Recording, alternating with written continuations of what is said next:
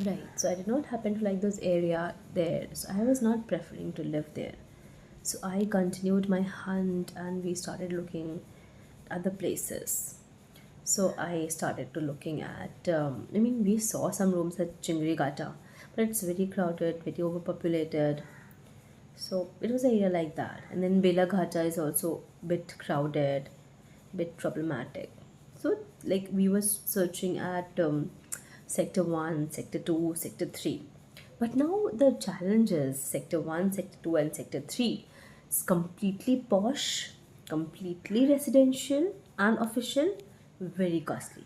Way too costly. So that is a big bit of a challenge, for those areas. But yes, definitely we'll find a place. Finding a place is not that easy. But then that is the issue that you have to live in hotels for those 2 3 days, or you have to take PGs for those 2 3 days.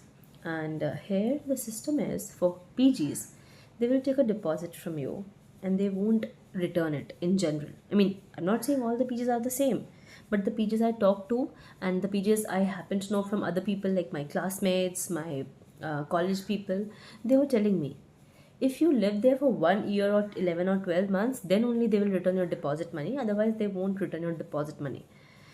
But yes, I'll suggest that if you're here to find a room and if you're able to find it in a day or two, well and good. Otherwise, you can shift to a decent PG because that will cost you a bit less, a bit cheaper, and that would be a way better situation for you rather than living in a hotel, because hotel will cost you a lot because they will be in good localities and a bit costly, and you have to pay for food here also, and that will be a bit tricky that way. So don't do that. Try to shift in a PG and then try to find a room for yourself. That way you will be better able to find it. But yes, remember that here you cannot find a room without a broker. So broker and brokerage charges you ultimately will have to give. So don't compromise on that thing.